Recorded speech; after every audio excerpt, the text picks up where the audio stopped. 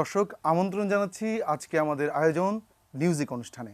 আপনারা জানেন প্রতিবার আমরা ঈদের সময় প্রবাদ প্রতিম সঙ্গীত ব্যক্তিত্বদের নিয়ে আমরা অনুষ্ঠান করি মিউজিক। আজকের এই অনুষ্ঠানে আমরা ঠিক সেরকম প্রবাদ প্রতিম একজন সঙ্গীত পরিচালককে নিয়ে এসেছি, শেখ সাদী খান। আমরা আপনাকে আমন্ত্রণ জানাচ্ছি আমাদের আজকের আয়োজনে। ঈদ মুবারক, তোমাদেরকে অনেক শুভেচ্ছা। আপনার সম্বন্ধে যদি আলাপ করতে চাই, যে আপনি যে যে একটা জ্ঞাতি সম্পর্কের পদাবলী, আপনার যে পারিবারিকভাবে যে উস্তাদ, আপনার যে চাচা ছিলেন সুর সম্রাট উস্তাদ আলাউদ্দিন আলী খান, আমার বাবা আয়েত আলী খান সাহেব, আমার ভাই সুর সম্রাট আলী আকবর খান সাহেব, আমার মেজো ভাই উস্তাদ বাহাদুর খান সাহেব, আমার বোনজা ভাই পণ্ডিত রবিশঙ্কর, এরকম করে অনেক পণ্ডিত রবি বিশাল। আপনারা, আমি যদি যতটুকু জানি, এখন পঞ্চম জেনারেশনে আপনারা আছে। এখন আমাদের নাতনিরাও করছে, সঙ্গীত করছে। আপনার বাবা ওস্তাদ আয়েত আলী খানের কাছে আপনি হাতে করে নিয়েছিলেন তবলা, তারপর বেহালা নিয়েছে আমার মেজো ভাই উস্তাদ বাহাদুর হোসেন খানের কাছে। এবং দর্শককে বলে রাখি, বাহাদুর হোসেন খান হচ্ছেন গিয়ে সেই ওস্তাদ আমাদেরকে যিনি গর্বিত করেছেন। আপনারা জানেন যে ঋত্বিক ঘটকের মেঘে ঢাকা তারা, তারপর হচ্ছে কোমল গান্ধার, যুক্তিতক্ক গল্প, সুবর্ণরেখা, এগুলোর মিউজিক ডিরেক্টর। হ্যাঁ, এটা আমাদের খুব প্রাউড করার মতোই তো বিষয়। হ্যাঁ, ঋত্বিক ঘটকও আমাদের এখানে করেছে। তিতাস একটি নদীর নাম, পলাতক একটা ছবি করেছে। তো ওই ভাইয়ের আপনি আদরের ছোট ভাই, এবং আপনার মায়ের নাম আদর খান, আদরের আপনি সন্তান। তো আপনার সঙ্গীতে আসা তো মানে এটা কিভাবে এসেছেন এই প্রশ্ন আসলে যায় না। আপনার সঙ্গীতে আসাটা তো একদম বাঞ্ছনীয়, মানে এটা তো আসাটা উচিত। রক্তই তো আপনাকে বলে দিচ্ছে যে আপনি এই দিকে যাবেন। রক্ত প্রবাহ তো অবশ্যই আছে, তারপর জন্মগত কিছু একটা ব্যাপার আছে, যেহেতু জেনেটিক একটা ব্যাপার আছে। তাই বলে যে আমাকে সঙ্গীত নিয়ে সাধনা করতে হয়নি সেটা তো না। তা তো করেছেন আপনি, তা তো করেছেন। এবং আরেকটা জিনিস হচ্ছে গিয়ে আপনি, ওনারা কিন্তু যন্ত্রের উপর সবাই কিন্তু আমিও যন্ত্রের উপর, কিন্তু এর বাইরে এসে আপনি সুরকার হয়েছেন। এটার একটা ছোট্ট মজার কাহিনী বলি আমি। মজার কাহিনী বলে আমার কাছে মনে হয় কাহিনী এটা, যে আসলে আমি যন্ত্রবাজি, আমার বাপ চাচারা, আমার জেঠামশাই, আমার বাবা বা আমার বড় ভাইরা যন্ত্র বাজিয়ে মানুষকে যেভাবে মন্ত্রমুগ্ধ করেছে, সারা বিশ্বের মানুষকে মন্ত্রমুগ্ধ করেছে, আমার কাছে মনে হচ্ছে যে আমিও তো যন্ত্র বাজিয়ে মুগ্ধ করতে পারবো না। আচ্ছা, কেন, যে সময় আসছে, যে দিন এসছে, সেই দিনে ক্লাসিক বাজিয়ে বা যন্ত্র বাজিয়ে কাউকে মুগ্ধ করা খুব টাফ ব্যাপারটা। তা আমার কেন যেন মনে হলো যে যেহেতু আমার ভিতরে একটা সুপ্ত বাসনা কাজ করছে, ক্রিয়েশনের কাজ একটা করছে, তো আমি কেন ক্রিয়েশন করতে যাচ্ছি না, কেন ক্রিয়েশন করছি না? আমি যেটা বাজাতে চাচ্ছি সেটা যদি এটা গানের মাধ্যমে যদি প্রকাশ করি তে কেমন হয়? আপনার উপর স্টাডি করতে গিয়ে যে জিনিসটা আমার উপলব্ধি হয়েছে, সে আমি জানি না আপনি বলবেন, সেই উপলব্ধি হচ্ছে গিয়ে আপনার মানে শিরোনাম যদি বলি, একজন শেখ সাদী খানের শিরোনাম কি হবে সঙ্গীতের, সেটা হচ্ছে জীবন মানে যন্ত্রণা, নয় ফুলের বিছানা। হ্যাঁ, মানে এখনই সময় সিনেমায় এই গানটি আপনার প্রথম শুরু, এবং এই গানটির মতো করেই আপনার জীবনটা এগিয়েছে। আপনার ফুলের গালিচার মতো আপনার জীবন আসে নাই। আপনি খুব সব কিছু খুব আরাম করে পেয়েছেন তাও না। ইভেন আপনি, আমি যতটুকু জানি, দীর্ঘ 25 বছর পরে আপনি জাতীয় চলচ্চিত্র পুরস্কার পেয়েছেন। এটা আমি জানি না, এটা আমার জন্য, আমার মনে হয় আমার ভাগ্যই বোধ, এটা আমার ভাগ্যতে ছিল। এর আগে আমি আমার যদিও ছবি, গান, কাজ প্রশংসা পেয়েছে, এবং ছবিতে আমার শিল্পীরা প্রাইজ পেয়েছে, আমাকে স্বীকৃতি দেওয়া হয় নাই। তাই কষ্ট ছিল। আর এখন এই ভাবনাগুলি আমি ভাবি না, কেন ভাবনাগুলি ভাবি না, যারা এগুলি দেখেন বা যারা করেন সেখানে অনেক রকম সমস্যাও আছে, সমস্যার সৃষ্টি হয়, কিছু হয়, কি বলে এটাকে, স্বজনপ্রীতিও হয়। এটা আমার চোখেই দেখা এগুলি। আর এগুলি কেউ প্রমাণ যদি চায়, প্রমাণ দিতে চাই, স্বজনপ্রীতি হতে পারে। যাই হোক, ঈদের প্রোগ্রাম তো, আমরা স্বজনপ্রীতি তো এই সব জায়গাতেই আছে, কিন্তু আমরা যারা দর্শক, আমাদের কাছে কিন্তু ওই জাতীয় চলচ্চিত্র পুরস্কারটা বড় না আমাদের কাছে। আমি দর্শকের পয়েন্ট অফ ভিউ থেকে বলছি, আমাদের কাছে হচ্ছে যে মানে ডাকে পাখি খোলো আঁখি, কাল সারা রাত ছিল স্বপ্নের রাত, বা সুবীর নন্দীর হাজার মনের কাছে প্রশ্ন রেখে, এই যে গানগুলো, ভালোবাসলে গড় বাঁধা যায় না, এই যে গানগুলো, এই যে অমর সৃষ্টি যে গানগুলো, এই গানগুলো কিন্তু কথা বলবে আজীবন, এবং কথা বলছে। আমার জীবনে আমি পথ চলতে গিয়ে আমি যাদের দর্শন পেয়েছি, আমি তাদের কাছ থেকে আমার জীবনটাকে ওইভাবে গড়ার চেষ্টা করেছি। আমি একটা আদর্শ নিয়ে কাজ করেছি। আমার কিন্তু এমন কোনো গান পাবে না যে গানটা অত্যন্ত একটু লাইট গান বা যেটা হালকা গান বলা বা যেতে আইটেম পারে, সং, না ওইগুলি পাবে না সস্তা তুমি। গান, হ্যাঁ। তো আমি সবসময় চেষ্টা করেছি যে আমার গানগুলো যেন একটু লেভেলের গান হয়, আমার গানগুলো যেন একটু ভারী গান হয়, আমার গানগুলো যেন বাণী প্রধান গান হয়, আমার গানগুলো যেন একটু সুর প্রধান গান হয়, আমি চেষ্টা করেছি। আচ্ছা, আর যেহেতু ঈদের প্রোগ্রাম, দর্শক কিন্তু চায় যে একটু গান হয়ে যায়, আচ্ছা, হ্যাঁ? ঠিক আছে। তো আমরা শুরু করতে চাই যে জীবন মানে যন্ত্রণা, এটা যে দিয়ে আপনার শুরু, ওই গানটা আমরা একটু শুনতে চাই। এটা একটু বাস্তবতার কথাবার্তাও আছে, ছবিটাও তো বাস্তববাদী ছবি, আব্দুল আল মামুন সাহেবের পরিচালিত ছবি এবং আমার জীবনের প্রথম একক সঙ্গীত মানে পরিচালনার ছবি ছিল। খুবই জনপ্রিয় ছিল কিন্তু প্রচণ্ড গানটি। 3টি গানই অত্যন্ত জনপ্রিয়তা পেয়েছে এবং সেটা আমার ক্যারিয়ার তৈরি করেছে, আমাকে ওইভাবে তৈরি করেছে। গানটা আপনার হাত দিয়ে একটু শুনি, তারপর না, আসলে আমি গাইতে পারি না। উফ, বেশ না। জীবন মানে যন্ত্রণা, নয় ফুলের বিছানা, সে কথা সহজে কেউ মানতে চায় না। চোখ মেলে যে দেখে না, কাচের দেয়াল ভাঙে না, কত কঠিন পৃথিবী সে বুঝতে পারে না। জীবন মানে যন্ত্রণা, নয় ফুলের বিছানা, সে কথা সহজে কেউ মানতে চায় না।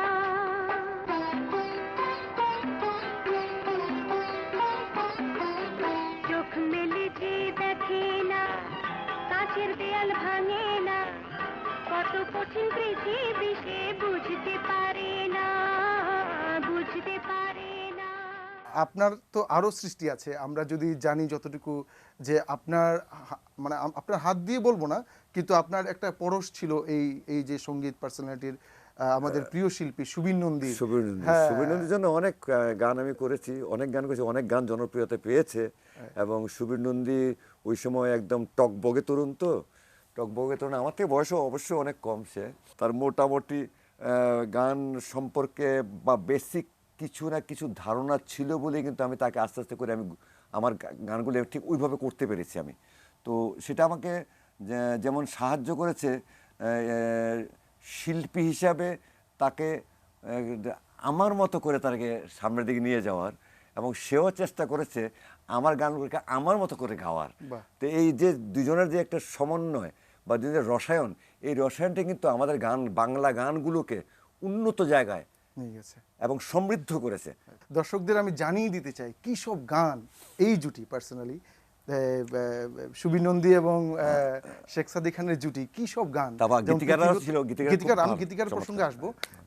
পৃথিবীতে প্রেম বলে কিছু নেই, কেন ভালোবাসা হারিয়ে যায়, চাঁদে কলঙ্ক আছে যেমন, তারপর আমারে দুটি চোখ পাথর তো নয়, এই যে কবি জাহিদুল হকের, এই গানগুলো তো আসলে মানে কালজয়ী গান। আমার একটা আদর্শ ছিল যে আমি বাংলা গানকে বাংলা গানের মতোই রাখবো এবং কথার সঙ্গে আপনার সুরটা, সমন্বয় করা, মানে কেন ভালোবাসা হারিয়ে যায়, দুঃখ হারায় না, এই যে আবেদনটা, ওখানে যে দুঃখটাকে ছড়িয়ে দেয়া, এটা আপনার সুরের মধ্যে আমরা পাই। তারপর চাঁদে কলঙ্ক আছে যেমন, এখানে আবার একটু কাওয়ালি গানের একটু প্যাটার্ন আছে, আবার একটা খুব শক্ত একটা বন্দিশ লক্ষ্য করা যায়। তো এই গানটা সম্বন্ধে কিছু বলবেন। আর আমরা চাইবো চাঁদে কলঙ্ক, যেহেতু চাঁদ ওঠার পরেই তো ঈদ হয়েছে, চাঁদে কলঙ্ক এই গানটা একটা আমরা শুনতে চাই। কঠিন গান, খুব কঠিন, এটা গাওয়া বড় মুশকিল গান। হ্যাঁ, চাঁদে কলঙ্ক আছে যেমন, ভালোবাসায় বদনাম তেমন, তাতে দৌলত নাই কবে প্রেমিকের মন, প্রেমের আসন, চাঁদে কলঙ্ক আছে যেমন। আচ্ছা, আপনার মানে দর্শকদের জানানো উচিত যে আপনি কিন্তু যেহেতু ভালোবাসার কথা বলা হচ্ছে, আপনি মধ্যে রাগ করে বা এক ধরনের অনুরাগ বলি, আপনি ঘর থেকে বের হয়ে গেছেন, হ্যাঁ, তারপর আবার আপনি ওই ঘর থেকে বের হয়ে আপনি এক ধরনের পলাতক জীবন, এর মধ্যে দিয়ে আপনি নাকি একটা চমৎকার গানও সৃষ্টি করেছেন, ভালোবাসলে বাঁধা যায় না। এই গানের গল্পটা একটু ভালোবাসলেও সবার সাথে ঘর বাঁধা যায় না। আসলে কথা হচ্ছে কি, মানুষের জীবন তো, দুটা মানুষ যখন একসঙ্গে ঘর বাঁধে তখন তার চেনা পরিচয় হতেই সারাটা জীবন কেটে যায়। এটা দেয়ালের ভিতরে জীবনটা ঘিরে যায়। যতই আপন হোক, যতই ভালোবাসো, যত কিছুই করো, একটা দেয়াল থাকে কিন্তু। হ্যাঁ, এই দেয়ালটা কিন্তু কেউ ভাঙতে পারে না। আমি মনে করি আর কি, যদি কেউ বলে হ্যাঁ ভেঙে গেছে, আমরা এরকম দুজনে এত বন্ধু, মিথ্যে কথা। জীবনটা নাটক, নাটক করে চলতে হয় জীবনটা। জীবনটা হয়েছে একে অপরকে বোঝার ব্যাপার, একে অপরকে ত্যাগ করার ব্যাপার, স্যাক্রিফাইসের ব্যাপার। জীবন মানে হচ্ছে স্যাক্রিফাইস। বিশেষ করে সংসার জীবন স্যাক্রিফাইস করতে হয় মানুষের সঙ্গে, স্ত্রীর সঙ্গে স্যাক্রিফাইস করতে হয়, পুত্রের সঙ্গে স্যাক্রিফাইস করতে হয়, মেয়ের সঙ্গে স্যাক্রিফাইস করতে হয়, মার সঙ্গে স্যাক্রিফাইস করতে হয়। মাকেও ভালোবাসলে স্ত্রীকে অন্যরকম ভালোবাসতে হয়, স্ত্রীকে ভালোবাসলে মাকে অন্যরকম ভালোবাসতে হয়। তো এগুলি এক একটা কালার, আসলে কালার, প্রত্যেক জীবনটা হচ্ছে কালার। যেভাবে তুমি গ্রহণ করবে, যেভাবে তুমি জীবনটা সাজাতে চাও, তুমি সাজাতে পারবে। নাটক করতে হবে তোমাকে। তো হ্যাঁ, স্ত্রীর সঙ্গে একটু মনোমালিন্য হয়েছিল, সকালে বেরিয়ে গেলাম, খটকা লেগে গেলো, একটু মনটা খারাপ হয়ে গেলো, নাস্তা খেলাম না। আচ্ছা, জিদ করে বেরিয়ে গেলাম, যে কি না আমাকে বুঝতে পারলো না, না আমি বুঝতে পারছি না তাকে। হয় না মানুষের, হয়তো অনেক সময়। বেরিয়ে গেলে মাহফুজুর রহমানের বাসায়, সেই হি ওয়াজ ব্যাচেলার, কবি মাহফুজুর রহমান মাহফুজ। হি ওয়াজ ব্যাচেলার। আচ্ছা আচ্ছা। তো মাহফুজ আমার আর্লি ইন দ্য মর্নিং 8টা সাড়ে 8টার দিকে আমাকে দেখে গেলে, আরে খান সাহেব আপনি কী ব্যাপার, এটা সকালবেলা আসলেন? আমার মনটা ভালো লাগছে, চলো দরজা খোলো। তো নাস্তা বানানোর ব্যবস্থা করো। তো ও তো কোনো কাজের লোক টুক নাই, কয় খান সাহেব আপনি বসেন, আমি বানাচ্ছি। ও নিজেই বানালো, পাউরুটি ছিল, ডিম পোচ করলো, মামলেট করলো। তো বললো খান সাহেব এত সকালবেলা বলেন তো কী অবস্থা? আমি কই শোনো একটা গান লেখো, একটা গান লেখো। হ্যাঁ গান তো লিখো, কী ব্যাপার বলেন তো, কী হয়েছে, কী হয়েছে, ভাবির সঙ্গে ঝগড়া হয়েছে নাকি? ভাবির সঙ্গে ঝগড়া হয়েছে? ঝগড়া ঠিক না, একটু মনটা খারাপ হয়েছে, চলে আসলাম, ভালো যে একটু শেল্টার নেই তোমার কাছে, একটা গান তৈরি করি। শুধু ঝগড়াটা না, সেই যে ঝগড়াটা যদি একটা কিছু সৃষ্টি হয়, এই সৃষ্টিটা আমি তাকেই উদ্দেশ্য করে রেখে দিব। আসলে আমি বলে লেখো তো ভালোবাসলো, সবার সাথে ঘর বাঁধা যায় না। কেন খান সাহেব আপনারা ভালোবেসে বিয়ে করছেন? আচ্ছা। আমি হ্যাঁ ভালোবেসে বিয়ে করেছি, কিন্তু আমার মনে হয় যে ভালোবাসা সবার সাথে ঘর বাঁধা উচিত না। আচ্ছা। আমি এই জিনিসটা বোঝাতে চাচ্ছি, ভালোবাসা এক জিনিস আর ঘর বাঁধা এক জিনিস। এটা হয়তো গান লেখো না, ওই তখন সেই গানটা লেখা হয়েছিল আমার।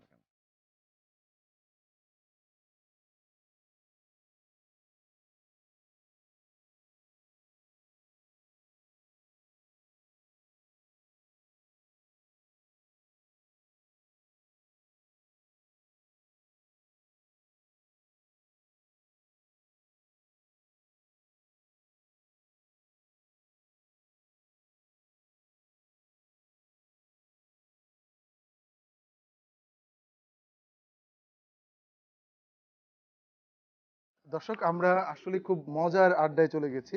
আমার ধারণা ভাবি এই প্রথম এরকম হয়তোবা শুনছেন যে শুনেছিল সে, এই আচ্ছা কথাটা বলেছিলাম, কেন বলতে গেলা কেন, সেটা বলাটা ঠিক হয় তাহলে না। আবার আমরা ভাবিকে একটু রাগায় দিচ্ছি।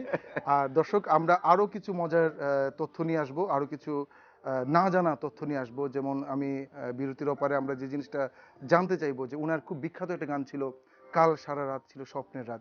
এই গানটি গেয়েছিলেন প্রখ্যাত আশা ভোসলে। কিন্তু এই গান পরবর্তীতে বাংলাদেশের আরেকজন শিল্পী গান করেন। তো ওই যে শিল্পী, বাংলাদেশের শিল্পী গান করেন, ওই গানটি শেখ সাদী খানের কিরকম লেগেছিল, ভালো লেগেছিল না খারাপ লেগেছিল, সেটা আমরা জানবো বিরতির ওপারে। সঙ্গে থাকুন।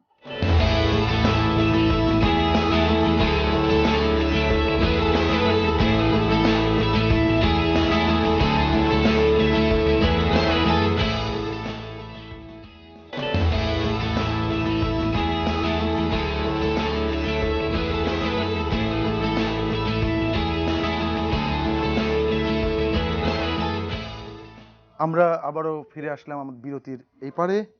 আমরা আজকে কথা বলছি শেখ সাদী খানের সঙ্গে, সঙ্গীতের প্রবাদ প্রতিম পুরুষ। আপনার কাছে আমরা যে জিনিসটা জানতে চেয়েছিলাম বিরতির আগে, দর্শকদের জানাতে চাচ্ছিলাম যে কাল সারা রাত ছিল স্বপ্নের রাত, এটি সম্ভবত নজরুল ইসলাম বাবুর লেখা। এই গানটি আশা ভোসলে গান গেয়েছিলেন, এটা তো ইতিহাস। কিন্তু পরবর্তীতে এই গান আবার আমাদের বেবি নাজনীন এই গানটি গেয়েছিলেন। তো দুইটার মধ্যে পার্থক্য কি ছিল, এবং আপনি দুটোতে কিরকম আপনার উপলব্ধি হয়েছিল, আমি একটু জানতে চাই। বেবি নাজনীনের যতটুকু চেষ্টা, ততটুকু চেষ্টা দিয়ে ভালো করার চেষ্টা করেছে। আশা ভোসলের মতন গিয়েছেন, কিন্তু এখানে আমি কারোর সঙ্গে কারোকে মিলাতে চাচ্ছি না। আশা ভোসলে অনেক বড় লিজেন্ড আর্টিস্ট। হ্যাঁ, বেবি নাজনীন এই গান গেয়ে কিন্তু লিজেন্ডারি স্টেজে এসছে।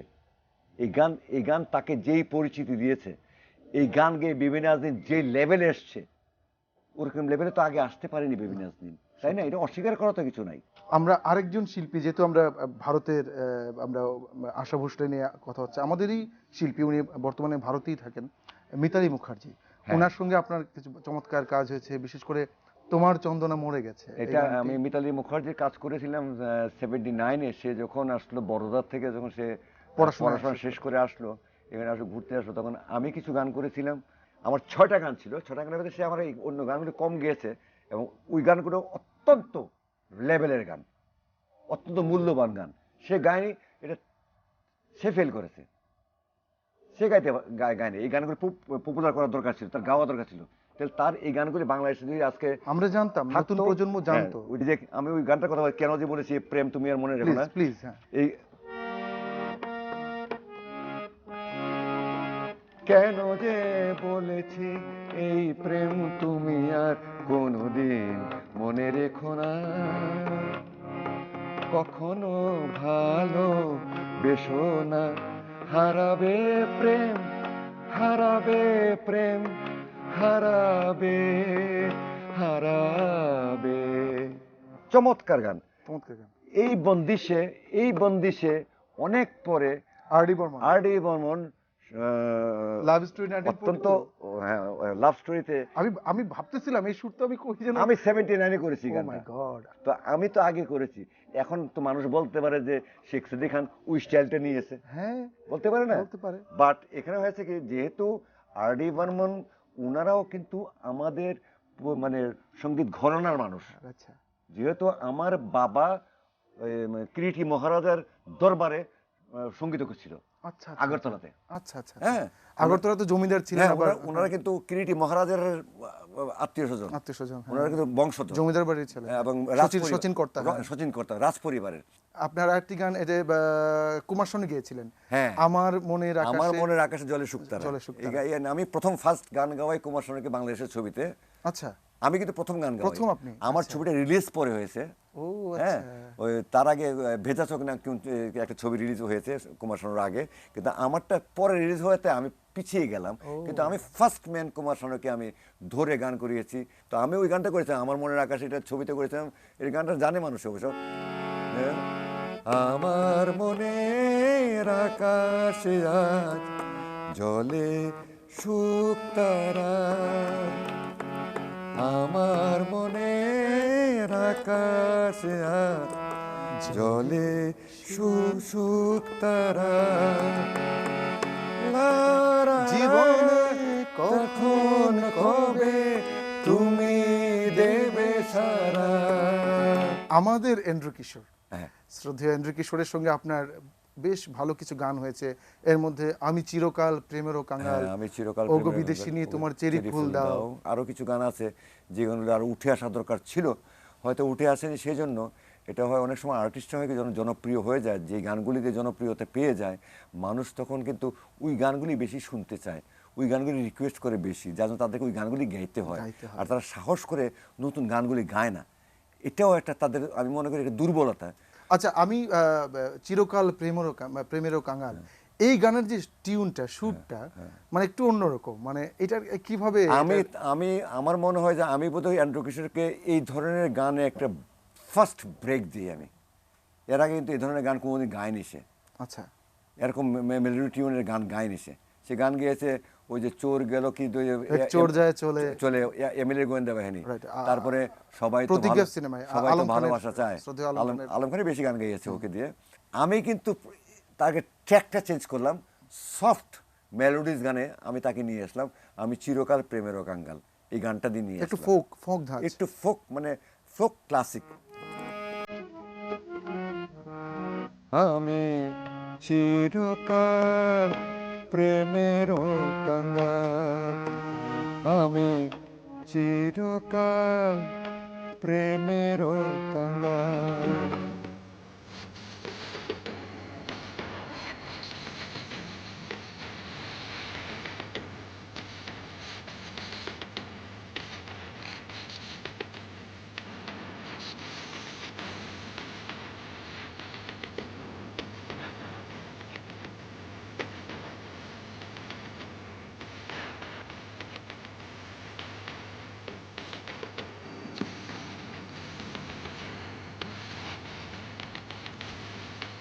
আপনি কুমার বিশ্বজিতের সঙ্গে দুর্দান্ত কিছু হ্যাঁ, কাজ করেছেন।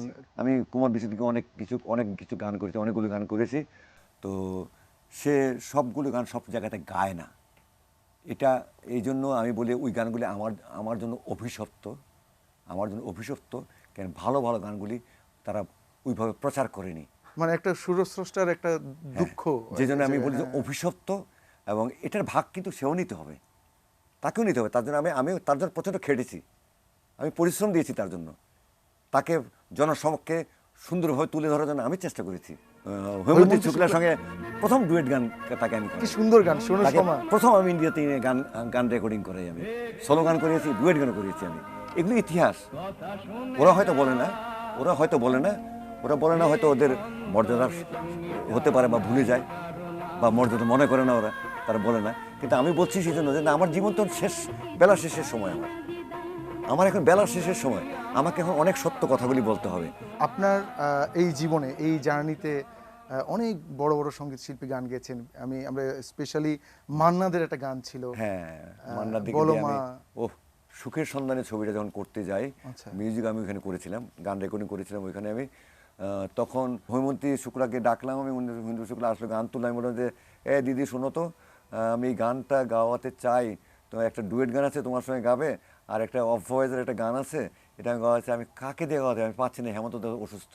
আমার বললো যে এই সাদিদা, আপনি একটা কাজ করেন, দাদা এসছে, দাদা আছে এখানে, মান্নাদা আছে, মান্নাদার টেলিফোনে দেখেন। তার নাম্বার নিলাম, টেলিফোন করলাম, টেলিফোনটা ধরলেন, ধরে হ্যাঁ মশাই কে বলছেন বলেন। নমস্কার বললাম, নমস্কার কে বলছেন বলেন, মানে অস্থির। নমস্কার কে বলছেন? আমি দাদা আমার নাম তো এমক, আপনি চিনবেন না আমাকে, আমি বাংলাদেশ থেকে এসেছি। তো দাদা আমি এই ব্যাপার, আমি আপনাকে ছোটোবেলাতে গান শুনি, আমার খুব শখ, আপনাকে যদি আমি একটা গান গাওয়াতে পারতাম, একটা গানের যদি আপনি সুযোগ দিতেন আমাকে। তো যাই হোক, সে বলতে আমি কালকে আমার ফাংশন আছে, পরশু আমার ফাংশন আছে, এই করা সেই করা। আচ্ছা, তখন আমি বাধ্য হয়ে বলতে হলো, আমার বংশ পরিচয় দিতে হলো আমাকে। দাদা আমি একটা কথা বলতে যাচ্ছি দাদা, আমি উস্তাদ বাহাদুর খাঁ সাহেবের ছোট ভাই, উস্তাদ সুসম্রাট উস্তাদ আলাউদ্দিন খাঁ সাহেব আমার জ্যাঠামশাই। তখন সে বলল, আরে মশাই আপনি বলবেন তো, উস্তাদজির কথা বলছেন, আপনি বলুন না কি। তাই আমি বললাম দাদা আমি একটু আপনি পরশু দিন আমার বাসায় আসবেন। গানটা আমরা একটু শুনি প্লিজ। কিন্তু গানটা কঠিন গান একটু, আমার জন্য কঠিন। বলো মা, বলো মা, কেন এত ক্লান্ত লাগে, জীবনের তো অনেক বাকি, মানুষ যারা ছিল আপন তারা কাছে নেই, ফাঁকি সবে ফাঁকি। কেন এত ক্লান্ত লাগে, জীবনের তো অনেক বাকি, মানুষ যারা ছিল আপন তারা কাছে ফাঁকি সবই ফাঁকি। এই সময়ের সঙ্গে এই যে যুদ্ধ বিধ্বস্ত একটা সময় যাচ্ছে আমাদের, বিশেষ করে দেশের বাইরে সিরিয়ায় যুদ্ধ হচ্ছে, বিভিন্ন জায়গায় মানে আপনার ফিলিস্তিন, সারা পৃথিবী অস্থির একটা সময় পার করছে, সারা পৃথিবী অস্থির। বোমা হামলা হচ্ছে। তো আপনি বহু আগে একটা গান করেছিলেন, এটা খুবই প্রাসঙ্গিক এই সময়ের জন্য। একই খেলা চলছে হরদম, চারিদিকে বিপন্ন মানুষ। রাইট। আমি এই গানটা করেছিলাম, অ্যাকচুয়ালি করেছিলাম তখন এটা 79-এ। চার দোকানে দাঁড়িয়ে চা খাচ্ছে, আমার সঙ্গে নিউজ আসছে একটা, যে নিউজে বলছে যে মক্কা শরীফ না মদিনা শরীফ দখল করতে যাচ্ছে ইসরায়েলিরা। আচ্ছা। তা আমি মুন্সিহদ একই খেলা চলছে, আরে একটা তীর্থস্থান, মুসলমান একটা তীর্থস্থান, সেখানে গিয়ে এরকম এটা করেছে, আমরা কোথায় আছি, কি হবে, এর মধ্যে একটা গান করো না। তখনই বসলাম এই গানটা লিখতে, কি খেলা চলছে হরদম, একদিকে আমরা অন্যদিকে নিয়ে গেলাম। আচ্ছা। সাধারণ মানুষ নিয়ে গেলাম আমরা যুদ্ধ বিগ্রহটা কথা বলতে না গিয়ে, হ্যাঁ অন্তর থেকে আমরা পরিষ্কার করেছি আমরা, একই খেলা চলছে হরদম, একদিকে নিরন্ন মানুষ একদিকে অ্যাটম। আপনার একটা গান আছে যে এই গানটিও যে, এই গানটি আমরা মনে করি যে সকালের এক ধরনের প্রার্থনার মতো। হ্যাঁ, মানুষকে এই গানটা যখন আমরা ছোটবেলা আমরা যখন স্ক্রিনে দেখতাম, আমাদের এক ধরনের দারুণ একটা উপলব্ধি হতো। ডাকে পাখি খোলো আঁখি। হৈমন্তী শুক্লার প্রথম, হৈমন্তী শুক্লার প্রথম গান, বাংলাদেশের ছবিতে প্রথম গান। ছোট করে বলেন, মানে কিভাবে সৃষ্টি হলো? এটা হয়তো বাবুল লেখা। হ্যাঁ, নজরুল ইসলাম বাবুল লেখা। আমরা যখন সিচুয়েশন দেওয়া হলো, বললো যে এই পরিবারে, ছবির গল্পে এই পরিবারে একটি মাত্র বোন, তার ছোট 2টি ভাই আছে, একটি ভাই বড়, ভাইটি চাকরি, বাবাও পেনশনের ইয়ে। তো এই মানে বোনটি সিচুয়েশন নিয়ে গানটা তৈরি সিজন, করেছেন, হ্যাঁ। তো লেখা যাই হয়েছে। হোক, তো ওর উপরই গানটা, এই বোনটি টোটাল ভাইদের মধ্যে দেখে রাখে সংসার, ওই মার মতো, কখনো কখনো বোনের মতো এইভাবে থাকে। আলপনা গোস্বামী আলপনা ছিলেন। গোস্বামী, চমৎকার সুন্দর এই গানটা ছিল।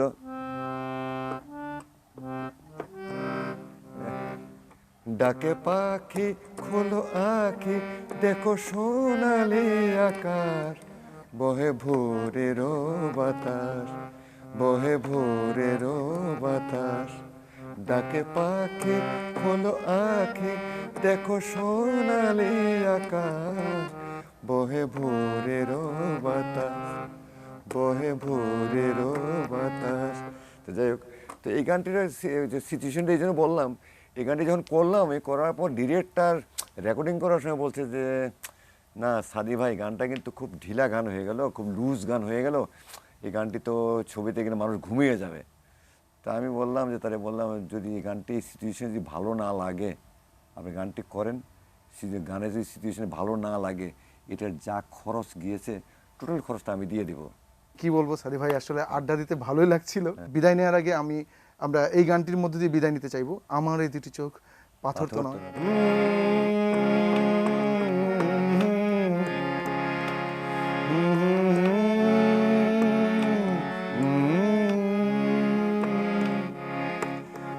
আমার এই দুটি চোখ পাথর তো নয়, তবু কেন ক্ষয়ে ক্ষয়ে যায়, কখনো নদীর মতো তোমার পথের পানে বয়ে বয়ে যায়, বয়ে বয়ে যায়। আমার এ দুটি চোখ পাথর তো নয়, তবু কেন ক্ষয়ে ক্ষয়ে যায়, কখনো নদীর মতো তোমার পথের পানে বয়ে বয়ে যায়, বয়ে